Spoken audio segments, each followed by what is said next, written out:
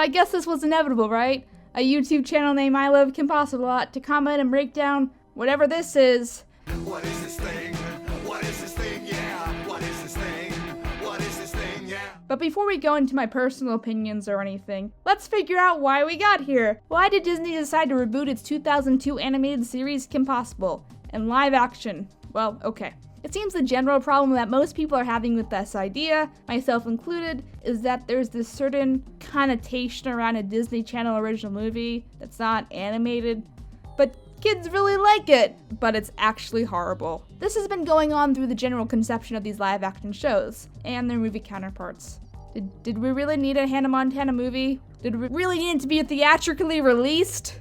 They tend to follow very cliched plot elements and adventures for their characters and cast, rarely pushing social boundaries or providing good entertainment. Well, it's not bad entertainment, but it's very safe entertainment. At the very least, these adventures and branding are safe investments. And as the Disney Channel over the course of the 90s and 2000s started to switch its programming to cheaper to produce live action shows with quirky premises, animation themed shows begin to suffer. The Disney afternoon became a thing of the past. And ever since 2000, Disney has tried its best to balance a safe, quirky sitcom with its actual animated programming. That's usually better. Arguably, even shows like The Proud Family, an animated show centering around an African-American family, and Recess, a metatextual vision of a playground environment through the eyes of children, that was really smart by the way, had a lot more to offer than whatever this is. I'm so sorry you have to leave, Mr. Flex. I hear you have a pressing engagement. Nowadays, people still have a fondness for these shows and movies, and they tend to form mostly nostalgic viewpoints of them, and that's fine, but were they good? I see you over there, Zac Efron. Even today, when you see things like Phineas and Ferb and Miles Murphy's Law compared to its live-action counterparts, they usually don't compete. It says a lot about how much thought is needed to pitch an animated show to Disney versus its sitcom. Animation is more expensive after all, but still, you're Disney, can you make some better live-action stuff, yo? And that seems to be the trend with Disney nowadays, in a much bigger sense of the company's marketing strategy. And it makes sense, right? Why make something original when there is a guaranteed return on your investment? Let's just remake everything. All these dang live-action remakes that seem to add a meta-example to the original material to make it age better, I guess? As real social issues of feminism and, the Me Too movement and stuff like this is a thing, a property like Kim Possible has a lot of potential, and it might fit Disney's marketing strategy. A property that's nostalgic, carrying a lot of potential return investment, Nickelodeon itself has gone full swing with this, developing a network and renewing some of its old properties that are specifically targeting 90s kids, like Hey Arnold and Rocko's Modern Life, because there's just such a high demand of it. Or at least, it looks like it. So what can go wrong? A lot. Now, the internet doesn't seem to be a fan of a live-action Kim Possible reboot. From the get-go, there seem to be pretty vocal objections to this whole idea. What seems to work for Disney on paper doesn't seem to be working for the public. There are two big reasons for that, I think. One is the aforementioned fear that a live-action movie will equal a loss of quality, which is a bigger factor for the Disney Channel than Disney proper, but they haven't really been doing such a great job anyway. Lion King.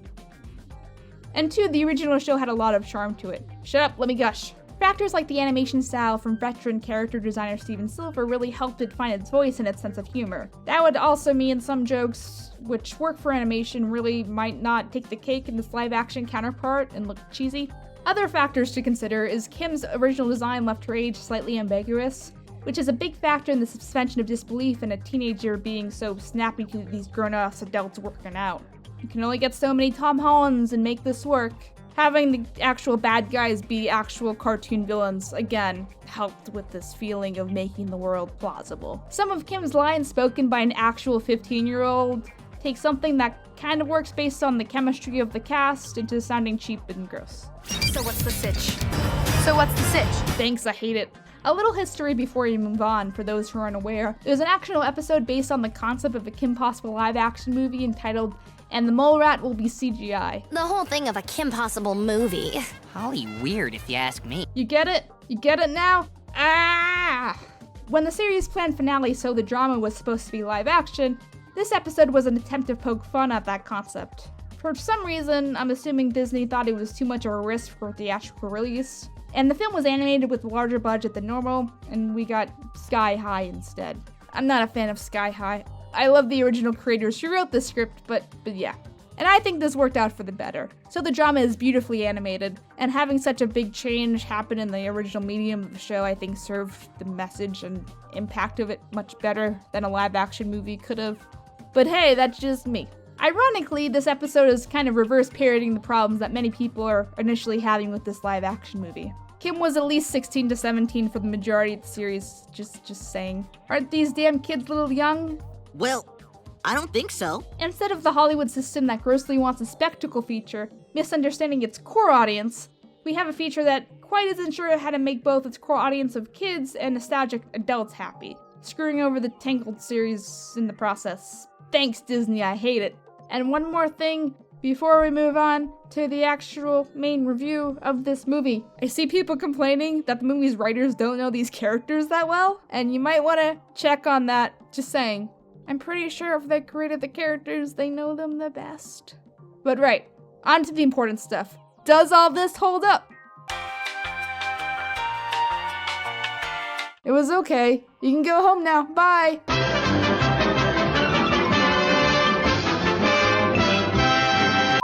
But the movie had some high and low points, I think. There are parts where the Kim Possible lore was improved or clarified, and there's also parts that didn't quite work for me. In the spirit of fairness, let's unbiasedly break down the sitch, or whatever. Well, we're waiting. The movie opens up with some exposition about how Kim started to save the world, which, if you guys will remember A Stitch in Time, has more details about. Who am I? I'm Kim Possible. In fact, what happened? Stow it, Pee-wee, I heard it all before. Dementor is reprised by Patton Oswalt, which is great. I love it, 10 out of 10. Not really thrilled with his outfit redesign though, but we'll get to more of those later. Kim and Ron have to stop Dementor, and this is where my first issue with the movie is. The action isn't as tight as it can be. One super kick and I guess this guy is knocked out. One jetpack thing later and Kim takes out a bunch of goons like bowling pins. There are moments in the original series where the Kim Possible action is not the tightest, but there are other times where it's on point. And it works. In order to believe that Kim is a super amazing character that can defeat goons twice her size, I think it would have benefited if Sadie was doing some tighter and more believable defense. This just seems a little weak. Compare this fighting to, say, a Jackie Chan scene from any movie, or something from Avatar. You see what I mean? And sometimes Sean's Ron voice comes off nasally and unrealistic, but sometimes it works too. What? I'm trying to be fair. Also, I really don't get Dementor's edge here. I mean, I guess Dementor tries to kill the scientist dude because he's secretly a brony? I cannot take over the world, but the pink and the sparkles. Everybody will make the fun! How? They'll all be disintegrated. I really hate to admit this, but he's not wrong. So we get some more aforementioned fighting. Dementor is stopped in a reference to ill-suited, and the button sound was kind of funny. Wait, I know we gotta fly, but I need you to see if there's a self-destruct button anywhere. Self-destruct sequence initiated. Enjoy your death. I should also mention there's a ton of Easter eggs that involve the original show. Just keep an eye out. Kim and Ron save the day, avoid explosion of sparkles. Is Ron liable for that? Gotta wonder. Peter, my man, you see all that? Buttload of awesomeness. Deadpool, you idiot! Do you know how much money all those explosions and tacky graphics just cost me? And then they remade the theme song. Cute. I like our version better, but you know, what are you gonna do? Oh hey, the Possible house looks exactly the same. Cool. Innocent escape pod enthusiast made me chuckle. We get introduced to the fam, but I do wish there was some more challenging dialogue to prove that the twins were super cool geniuses. Oh well. So this is Kim's room. Although it keeps the general theme and color of the original, there are a lot of science-themed stuff going on here. That's one criticism to the original show. We never really knew what Kim was into. Even when she was heading off to college, I was kind of waiting for some kind of hint of what she wanted to do or like what she was gonna major in, but we never got it. Kim, when you gonna figure that stuff out, man? You're not my fucking mother! Also, Junior Rocketeer sweater. So we get introduced to two major changes in the scene. One is that Kim is gonna have some more flaws in this movie, which I'm flexible to, but we'll get more to that later. And second is Ann Possible is a black belt, and Kim's grandmother also helps train her. This is one of the major problems in the original series. There was never a clear answer to how exactly Kim became super amazing. She just kinda did. Later it was revealed that Nana Possible was secretly a badass, but Kim kinda didn't know that until much later down her career path. She trained with the Shaolin monks to perfect the ancient art of Peng Lang Chuan Kung Fu. There are subtle indications that it was genetic, but we're never really sure. Kim the superhuman confirmed? Anyway, I am for at least this clarification, as it never really made sense originally. Fact 3, I know 16 styles of Kung Fu. Bitch, how? Mantis Kung Fu rocks. You know the Mantis style? Well, I wouldn't say no. I might say dabbled in. Bitch, how? So it's nice to have some clarity. Oh, this bus scene is still stupid. I'm not sorry. We get it, Kim is a good person, but why does she wait until the last minute to go chase the bus? Why did she aim a sharp metal object at a baby? Why does the bus driver not give any shits? This is also where we get a really awkward booyah from Sean, by the way. Booyah!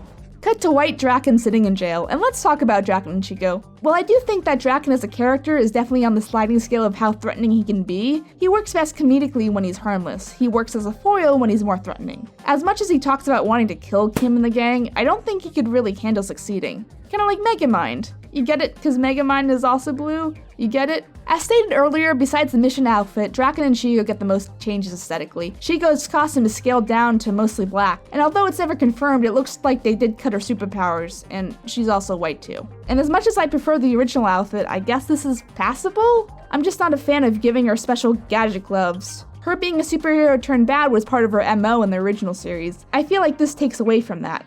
We kept Ghost City safe from evil, but the more we fought evil, the more Shigo liked it. The fighting? The evil. Right. I think there were a lot of other people who were upset about Drakken's changes. I'm not sure if the veins were a reference to this, but Grateful brats, find that remote!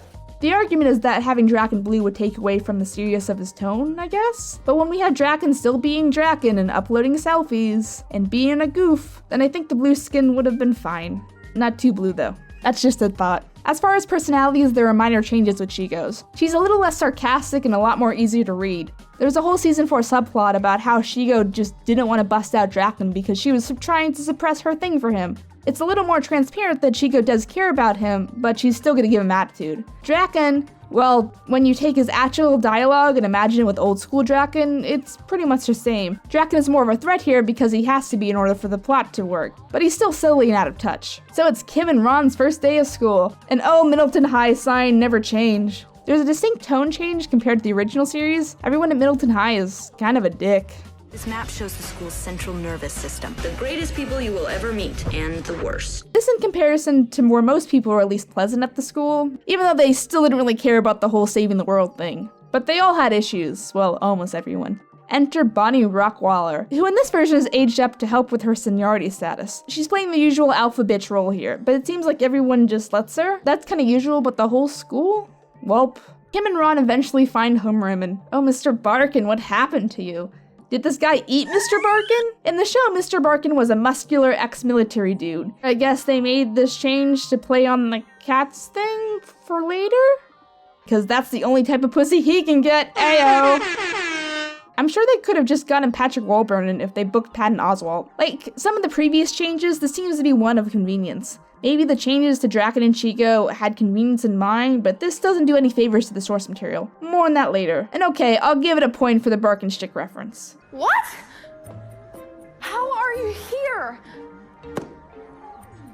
So Kim tries out for the soccer team, which is a change I don't mind. Cheerleading always seemed like a committee of shadows picked it as a popular sport for Kim to play. Cheerleading fit a little better because the whole flips and spins part helped Kim with her missions. And they tried to incorporate these ideas here too. Results vary.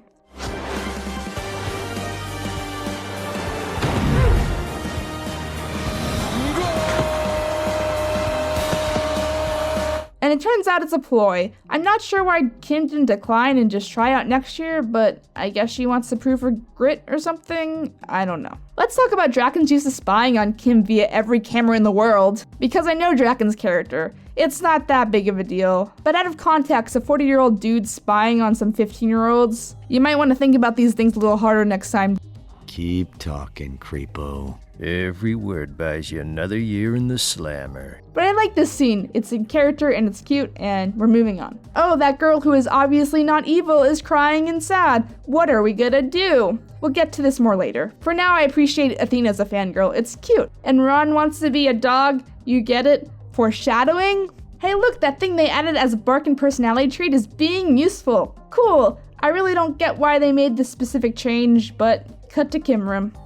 Why do don't you wear this on missions anymore? It used to be your thing. I don't know, I guess wearing the same thing all the time kind of felt cartoony. Are you fucking kidding me? This really bothers me. Let's talk about it first. I knew the original mission outfit wouldn't make a return. Disney even suggested that Kim's outfit be updated in season 4 because of the noticeable belly button, which seems like hypocrisy on Disney's part. I get that this is a subtle nod, but it feels almost mean-spirited, implying that this Kim is too good to wear this outfit anymore, even though she still does wear the exact same thing on multiple missions in the movie. So while this new outfit is alright, the original outfit is still part of franchise mythos. It deserves respect, yo. And I think this is the bigger part of the picture. As much respect as this gives the source material, these things that I mentioned, like Shigo's outfit and some of the lore changes to Mr. Barkin, to minor things really make and embody the DCOM feel. But in some ways, all these adjustments that don't really seem to make sense and don't honor some of the legacy parts of the franchise just makes it lose its tone and makes it feel cheap. Lazy lipstick is a reference, by the way, so at least there's that. Oh, and then there's a dance party. Party music, party song, does not attract attention, suggests a good time. So after the makeover scene, we get Christy cameo. Yeah, original voice of Kim Possible, if you remember. Also, cute touch by using the ride-sharing thing. Yeah, that's the nice nod I'm talking about. I'm not sure what this changing scene is lampshading, by the way. I guess just normal cartoon logic. Cut to Evil Science Layer, we get a huge lore change, and this is how Ron meets Rufus. Rufus is also upgraded to super smart. I guess this is for plot convenience, which I guess makes more sense, I don't know. Also, we're getting subtle hints that Athena is out Kimming Kim, you get it? Is she evil? Yeah, she is. Shigo's here, by the way, and we get back to the fighting choreography problem. If I'm a new viewer, I really want to believe that a 28-year-old is an equal threat to a high school freshman. Again, this is easier to grasp in animation form, so this fight needs to be on point. I'm not saying that every Kim and Shigo fight in the original series was awesome and amazing, but their first fight sure was. It establishes their skill set, and that Shigo is almost an equal foil to Kim. Comparing this to some of the highlights of their fights in the original series, it's kind of underwhelming.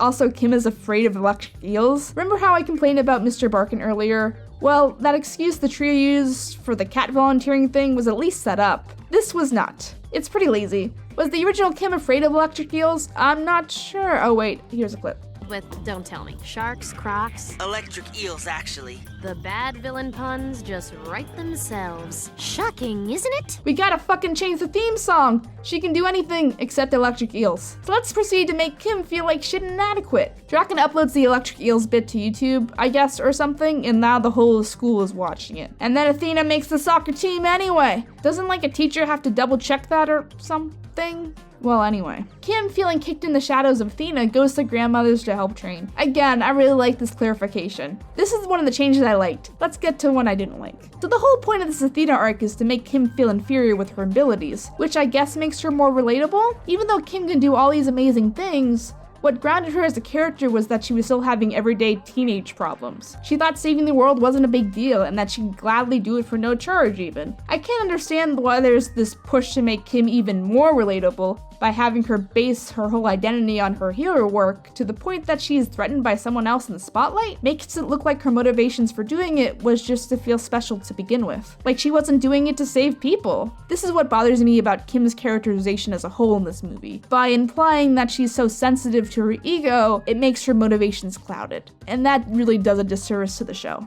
Anyway, speaking of things that also bother me, this scene is stupid. Because Athena is so amazing, the school decides to put on an assembly for her? What school is this? How did this get approved? 5.5 GPA? What the hell? I could buy if Drakken planned this in advance, but I think the school just did it on their own. What the fuck? What? What the fuck?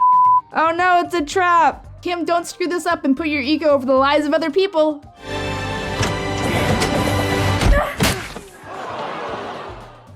Oh, whoops. The Sheet Ninjas made me laugh, though. And the Instagram thing. Did you read the bottom text? So in character. It's great. I love it. Drakken and Shigo are the highlight of this movie, if you haven't noticed. So it's time to save Athena. After Kim and Ron have the usual talk about how outside sources don't define you, Drakken and Shigo are getting drunk on milk. I shit you not. This is pretty stupid. I thought it was gonna be a reference to Kokomu or something, a chocolate milk type thing in the show, but like, I kept waiting and no one said anything about it. So I'm not sure what's going on. It's a reference that you missed, trust me. One time in the show, Drakken took a shot, and it was subtle, and so it was okay, but now it's not. I guess the Disney Channel just can't imply alcohol at all, for some reason. Oh, plot twist, Athena's evil. Look at that. She got a Shigo burp. So what? What do you want? A gold star? A cookie? You want a hug? You want a hug? I'm not sure why they used that take. And for those playing at home, this was a plot reference to show the drama, where Kim falls for a guy and he turns out to be evil and working for Drakken and Shigo. This one's just a little bit gayer. So once we gather the team and like, man, does new Mr. Dr. P sound like the old one, Jesus. The team breaks in, Drakken and Shigo betray Athena, but not without some fun highlights. Where did you pull that out of? The off switch is all the way up there. Don't tell them where it is! Shigo! This is another point that bothered me a little bit. As evil as Drakken and Shigo are, they're not like Voldemort or Darth Vader levels of evil. They just don't go around killing the innocent, at least not to my knowledge. Drakken's main motivation for being evil is to prove his worth to his college friends, and later he would. All right. Go on, laugh away, but one day my genius will be recognized. In the original series, he does get that recognition in a way he just didn't expect. That's his character arc. Shigo, at least through season 4, is learning that's okay to let people into your life. The closest thing they ever do to be evil is steal a superpowered wheelchair, to the point where Shigo comments on it. Oh, no, you're not gonna jack some kid's wheelchair. So their dismissal of Athena, especially when she starts freaking out like a human, is a little bit out of character. The second point I wanted to make, since the storyline is already being compared to Eric, G, whatever happened to him? Spoilers, by the way. Huh? Oh no! The good guys killed him, what? So the sudden caring about sentient life thing is kinda out of the blue. I'm not sure what's going on or what messages we're trying to convey, but it's a little bit confusing. Do you remember the question that caused the creators to attack us, Talisora? Does this unit have a soul? After Drakken starts talking about prison, Rufus of all things saves the day. Drakken, in a surprising turn of events, turns into a child as the machine malfunctions. Shigo, by the way, censors herself from fan-fucking-tastic to fan-Drakken-tastic if you listen. This is fan-Drakken-tastic. Silent, Shigo! Athena stays behind to contain the explosion and sacrifices herself, although Kim begs her not to. I really think these two have more chemistry than Kim and Ron at this point, I'm just saying. So we get our happy ending. Athena is rebuilt, Kim learns about self-worth, and we get our sequel hook. My new evil master plan to take down Kim Possible will be my courtesy act. So how does this hold up? Although there are some cute moments and great lore, it depends on the viewer. Well, not as good as the cartoon in my opinion, this is harmless enough. It's okay. Everyone seems to be really trying hard to make this work, and it's easy to see the kind of care the actors and crew put into making this. At the same time, there are points where the original plots and ideas could have been more prevalent, and the action could have been much more believable to really make this work as a live-action concept. Would I recommend it?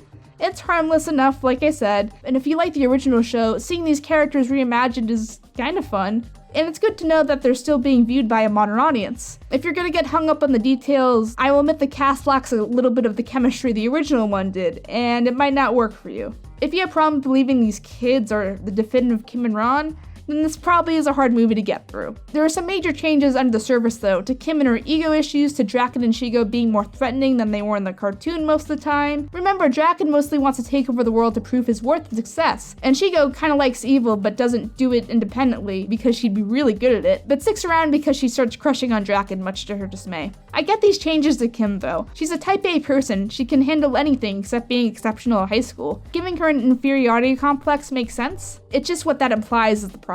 That her good doingness is out of her ego and selflessness, and that's really not good. Ron also doesn't really have a lot to do in this movie besides fighting Rufus. Sean Ginabroni works okay-ish as a positive Ron, but I'm not sure if he can hold himself when arguing with Kim when she has to ground him. If you can look past all this stuff, this is a harmless, cute time that tries to stay true to the original, with okay-ish results and some major problems that I hope will be fixed next time, if there is a future for this. So if you like this review, please remember to like and comment and subscribe and notify the bell, and yay, okay, bye. The big brain am winning again! I am the greatest!